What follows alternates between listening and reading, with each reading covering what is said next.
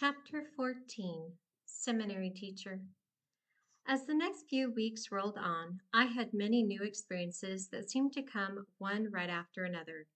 At this time in my life, my two oldest children were in high school, and both of them were enrolled in LDS seminary.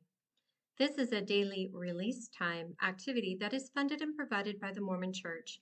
As I grew up, I found it to be a great place to learn about the scriptures and have always encouraged my children to participate if they felt so inclined.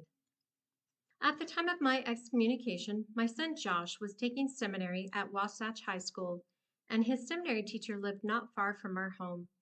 His teacher soon heard about my parting with the church and began to ask my son questions about what had happened. This teacher was so curious about why I was no longer a member that he asked Josh if I would speak to him about it. My son knew that I was still a bit timid about sharing what happened to me, but he arranged for the two of us to get together and talk. This proved to be a very enjoyable experience for me, and I believe for the teacher. Knowing that we were together to talk about why I had been excommunicated, he got right to the subject at hand and asked me point blank to tell him what had happened. I began by going through the stories that you have already read here, which he listened to with great interest, and then he began to ask me what I thought of the current state of affairs with the church. I tried very delicately to share with him what the scriptures said about what would happen to the church in the last days, and then something strange happened. Out of my mouth came an angle on this topic that I had not thought of before.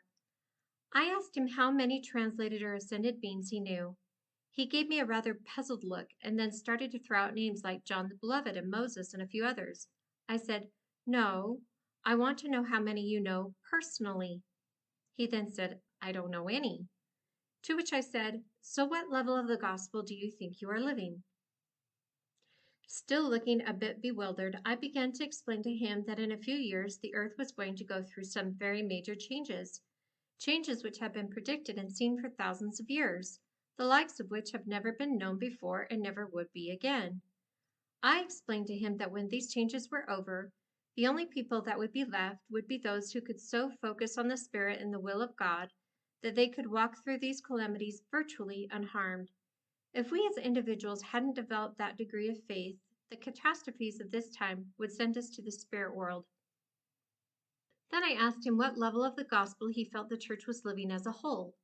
He may have suspected that I was trying to trap him and dodged the question a bit, but he said that he felt the church had all that it needed for the salvation of mankind.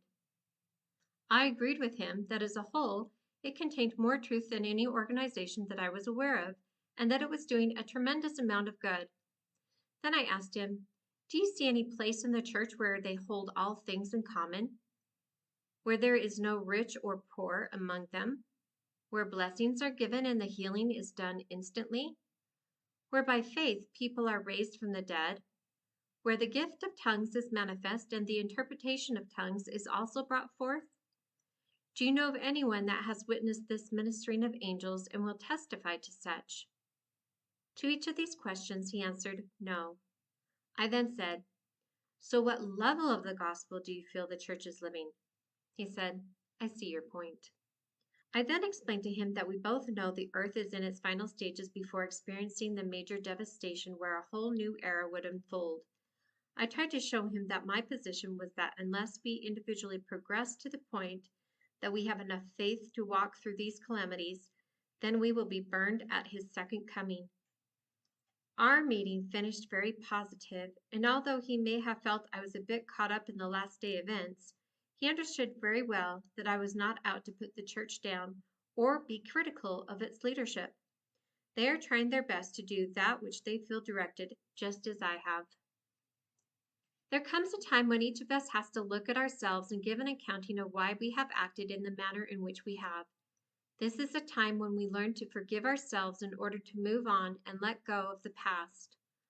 I feel I have enough to answer for without adding to it, being critical of the church or another's path.